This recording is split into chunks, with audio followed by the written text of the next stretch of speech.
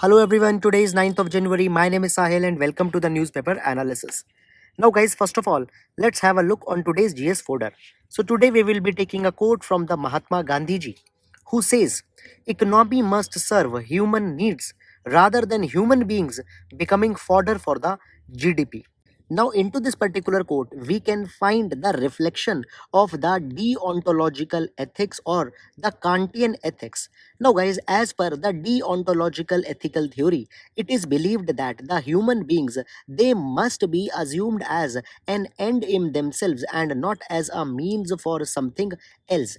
And exactly the same idea has been quoted here, where it has been said that economy must serve the human needs.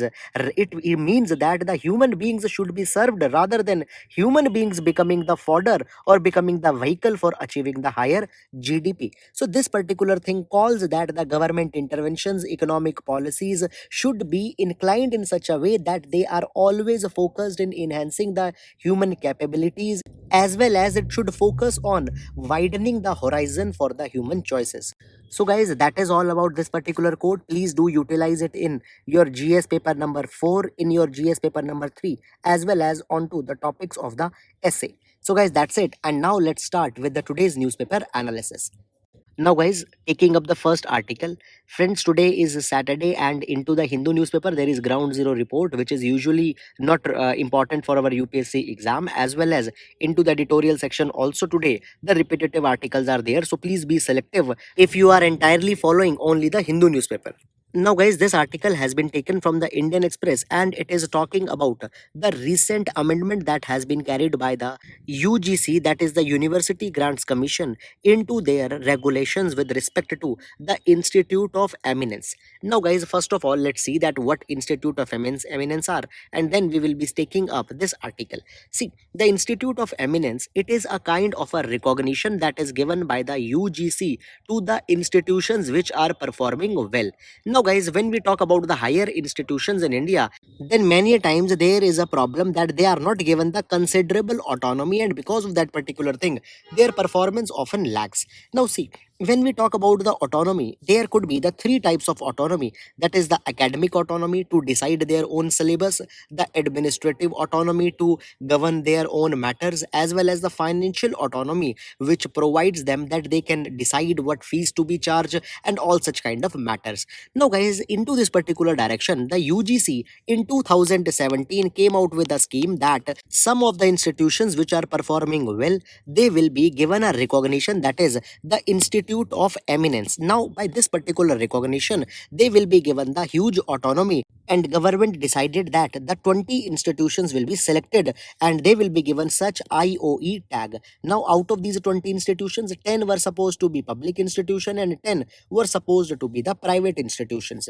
Now, guys, presently what has happened here, you can see that the UGC had said that these IOEs, they will also be allowed that they can also open the campuses abroad, that is outside the India. Now, guys, such suggestion is going in sync with the new education policy 2020, in which it was decided that the Indian institutions international appearance is to be enhanced, and therefore the IOE at least needs to be given a permission that they should open their campus into the foreign countries. Now, guys, the Ministry of External Affairs as well as Ministry of Home Affairs had given the no objection certificate to the UGC that they can go forward with this particular thing. Now, guys, it has been said that the offshore campuses which will be established, they will be having the same curriculum, same syllabus, same admission criteria, and everything will be similar, and the stringent quality will be maintained. And guys, it will be said that actually if in few years time it will be observed that these IOEs into the foreign countries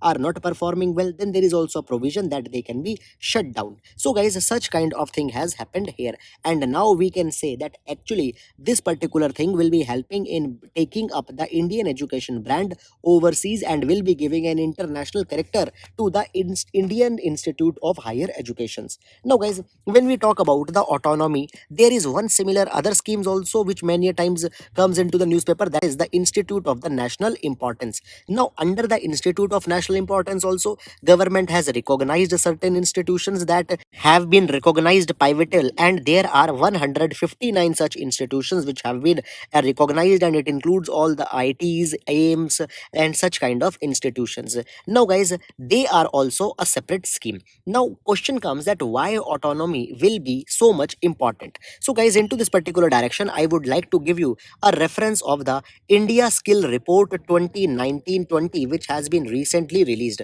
Now according to this India Skill Report, it has been said that in India only 46.2% of the graduates are possessing the kind of qualities by which they can seek a meaningful employment. So question comes that our higher educational institutions, they are teaching such kind of curriculum which has lost its relevance into the 21st century, and therefore it is said that if the autonomy will be given to them, and from time to time if they can streamline their courses and all such kind of curriculum, then guys it will be helping to make Indian youth much more relevant, and it will actually be helping us to reap our demographic dividend. So such kind of initiatives are being taken up. So guys, that's all about this particular article. I hope you have understood it, and now we'll be moving to the next article.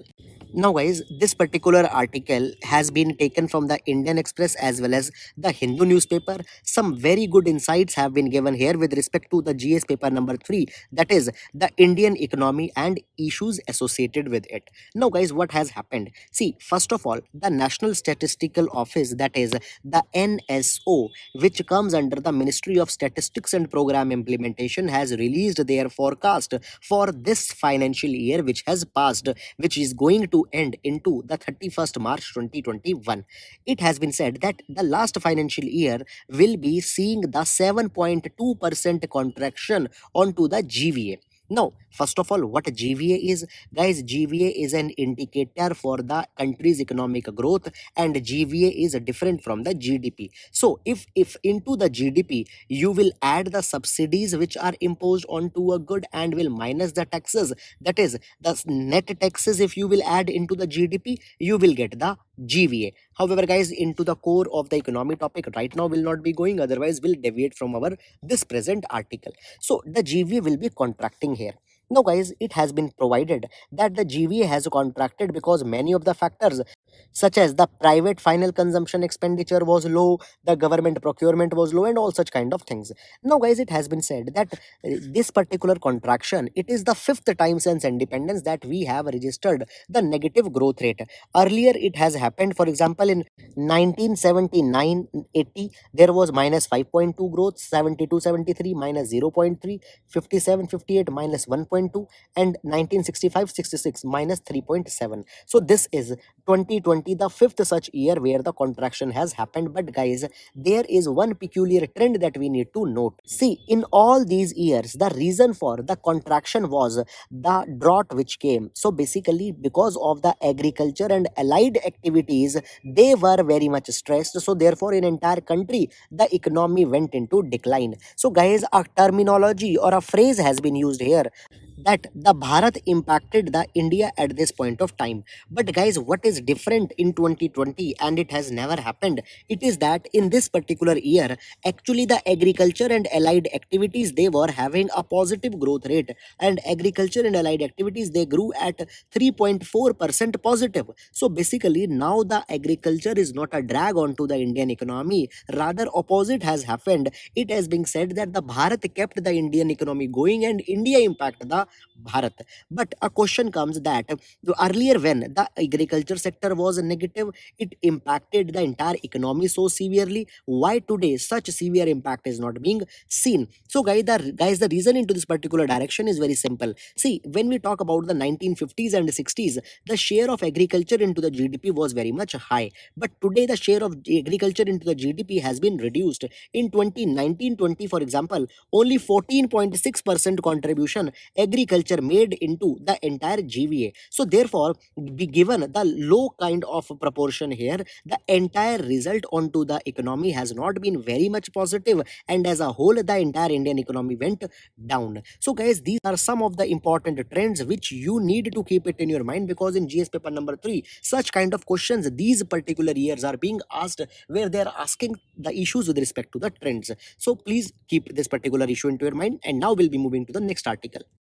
Now, guys, this particular article has been taken from the Indian Express and it is talking about the recent idea of the monetization of the household work. Now, guys, earlier, even if you remember a couple of days back, we have discussed such kind of issue into the Hindu newspaper when it was raised. Now, on to the similar lines, another article has come. Now, first of all, guys, if you have forgotten the background, then please let me tell you what had happened recently into the Tamil Nadu. The political party of the Kamal Hassan had decided that if they will be winning the elections, then they will be monetizing the household work. It means that the domestic responsibilities that are being fulfilled by the women, for that particular thing, transfer payments will be given to the women. Now, guys, into this particular article in Indian Express, it has been said that such an idea will be counterproductive.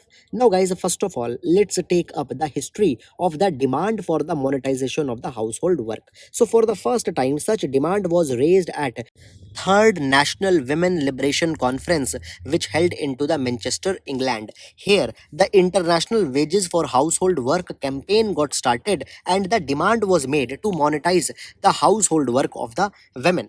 Now, guys, when we talk about India, the demands for the self-assertion by the women, they have started. For example, in 2010, the National Housewife Association demanded that they should be recognized as a trade union. However, the registrar of trade unions, he rejected such kind of demand, said that the housewives don't constitute a trade or any such kind of domain. Now, but after that, guys, in 2012, actually, the Minister of the Women and Child Welfare asserted that they are thinking to provide some kind of basic income to the women out of the salary of the husband. However, that particular matter was shelved and it never actually came onto the house. Now, actually, women are doing so much of responsibility, they are doing so much of hard work towards their domestic responsibilities, and their action is never recognized, guys. Even if we take the reference from the time use survey that was conducted recently in 2019 by the NSSO, then it was found that beyond the 6 years of age, only 25% of boys or men, they are doing the domestic work. And when the girls number is to be taken beyond the age of 6 years, 80% of girl or women, they are doing the domestic work. So we can see that a huge disparity is there, and only girls are assumed to have a kind of a role into the household responsibility. Guys, it has been said that even after having such a bad condition, the monetization of household work will not be a good idea. Why? It has been said that if such a monetization will be made, then guys, the male, they will get a sense of entitlement that as they are paying for the work that is being done, so they can mistreat the women into whatever the way they want. Secondly, this will further entrench the patriarchy that is prevalent into the India. The patriarchy believes that the men, they have the dominance over the women. Why? Because men are the primary provider for the family, and when direct income will be provided, such a notion will become even more deep rooted. So therefore, it has been said that such an idea is not be good. It has been said that this idea is similar to an idea where you are saying that let's make the dowry institutionalized. Let's by the law allow the dowry. Why? Because anyhow the parents are not giving the ancestral property to the women. So this idea is similar to this. Now, guys, it has been said that rather than this place, what government needs to do, government needs to focus on making this particular thing sure that prevailing existing legal mechanisms are accessible and they are being implemented. For example, you need to provide women right to reside into the marital home. They need to be provided a right over their stridhan or hak meher, which is basically the sum of a movable and immovable property that is given specifically to the women by their parents. Further, guys, the co-parcenary right or the right to the women to inherit their ancestral property, it needs to be provided along with the free legal aid, maintenance for the women, etc. needs to be provided, guys. Though many of the rights among these they have been recognized by the law,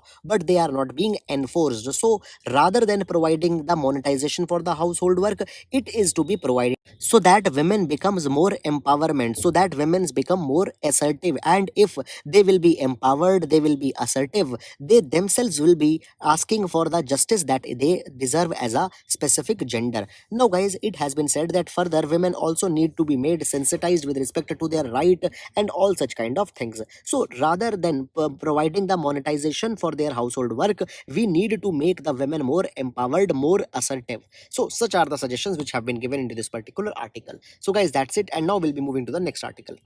Now, guys, this particular article has been taken from the Indian Express, and it is giving a very good reference which you can use in GS paper number 1, issues related to the women, as a case study or as the good example. So, guys, when we see the urban amenities that are being developed into the cities, today they are highly skewed towards the man, and this particular thing can be seen that today there are far large number of toilets for the men against the toilet created for the women. Moreover, guys, the toilets for the women, they are locked, they are unclean, they are filthy. It shows that the country has not given the adequate representation to the women, even with respect to the accessibility of toilet. Now, guys, into this particular direction, the Thane Municipal Corporation, they had taken up a very good initiative where they have established a period room in one of the Mumbai's slum. Now, guys, this period room will be having the amenities such as urinal, jet spray, toilet paper, soap, running water. Now, these amenities, by the way, are not a luxury amenity, but even these basic amenities are not provided in many of the toilets, and therefore the cities have even become discriminatory towards the women. Now, guys, if we take a study carried by one of the NGO into the slums of the Mumbai, then it could be found that in this particular area there are nearly 56% of the girl students who are not having the accessibility to the clean toilet, and even many of the women at their workplaces also are not having the amenity to the clean toilet. So, guys, now the time has come that the civic bodies, the municipalities, specifically into their developmental plan, they are instituting more and more toilets for the women, because these basic amenities count towards making a dignified life towards a gender. So this is all about this particular article. Please do utilize it, this reference, in your GS paper number 1 into the issues related to the women. So that's it. Now we'll be taking up the next article. Now, guys, this particular article has been taken from the Hindu newspaper, and it could be used as a reference in answer related to the GS paper number 1 as well as GS paper number 2, social justice. Now, guys, into this particular article, it has been provided by a think tank, that is the United Service Institute of India, that into last few years it has been observed that the stress into the personals of army has been increasing, and today more than 50% of the army personals, they are under the severe stress. It has further been provided that into the last few years more soldiers have lost their life into the non-combat situations. They are being killed because of the severe tension, stress, suicide, etc., rather than in response to the enemy terrorist activities. Further, guys, the prevalence of stress also has been noted, and it has been told that the officers are having more stress and not the junior commissioned officers or the other rank officers. So it means that as you go up into the hierarchy, the stress level increases. And guys, it has also been observed into the study that the job satisfaction and pride in uniform, it is more into the lower level officers, that is the JCOs and OR, and less into the higher level officers, and it is a matter of concern. Now, further, it has been provided that if such stress level will increase, then it will lead to the conditions such as the increased number of incidents of indiscipline, unsatisfactory state of training, inadequate maintenance of equipment, low morale, motivation, and all such kind of things. Further, guys, see why this particular thing becomes important today, because many a days the articles have been published into the various newspaper that India is facing a threat of the two front war, where at one hand there is Pakistan, on to the other hand there is China, and India's security concerns are grave. And into that particular condition, not having an adequate morale into the armed services might be turning very much lethal. So therefore the government needs to take up certain operations, certain activities, certain schemes where the morale, the satisfaction level among the officers can be improved and they are made much more stress free. So guys, such a references, many times it happens that what is the impact which is being faced onto the different sections by the changing nature of society, urbanization, and all such kind of things. So guys, please keep it in your mind, and now we'll be moving to the next article. Now, guys, here we can see a very quick reference, though we don't need to go too much deeper into the detail of this particular article. Guys, a specific dimension has been raised into the use of vaccine, that is an unethical dimension. It has been said that right now government is going forward with the two of the vaccines, that is the Covaxin as well as Covishield, which have been prepared by the Serum Institute of India and the Bharat Biotech. Now it has been said that number one, the Bharat Biotech's efficacy data is not out, and secondly, the Serum Institute of India's vaccine, for them the trial has been committed into the Brazil and the UK, and we don't know that what will be the impact onto the Indian condition. So guys, without having such kind of a report, we are testing such kind of vaccine onto the people, and therefore such thing needs can be unethical. Moreover, it has also been provided that here what we are doing, we are just using the people as a specimen, and this is happening at a time when a the number of COVID-19 cases are going down, and b even the COVID-19 is not so lethal as compared to the other viruses such as the Ebola. So government needs to be more responsible into the path that they are taking up. So guys, this is all about this particular thing. Please keep such kind of dimension into your mind, even into the ethics. Such kind of things could be there. So that's it guys, and now we'll be moving to the next article. Now guys, this particular article has been taken from the Hindu newspaper, and here we can see that China is trying to assert their outreach into their neighborhood. Now guys, what has happened? China had recently held the third edition of the South Asia Multilateral Meet, into which China discussed with the countries that how the pandemic of COVID-19 is to be fought, and they here and a kind of an anti-epidemic cooperation and poverty reduction cooperation was taken up. Now guys, the countries such as the India, Bhutan and Maldives had skipped this particular event, but there are the other regional countries which have attended the meet. The countries such as the Pakistan, Nepal, Afghanistan, Sri Lanka and Bangladesh, they are taking an active participation into this multilateral meet, and this particular thing can be clearly seen that the countries such as the Pakistan as well as Nepal, they have turned to be the two linchpins of the China into the region. Now guys, it is known that the China has used the countries as a part of their diplomacy and had taken the advantage of their strategic locations, their port, etc. Now such agenda is being carried by the China even into this multilateral meet. Guys, here into it has been seen that in two previous rounds, the countries discussed that how more closely they can work under the China's One Belt One Road initiative, as well as the demand is being made that how even the Afghanistan should be included into the China-Pakistan economic corridor.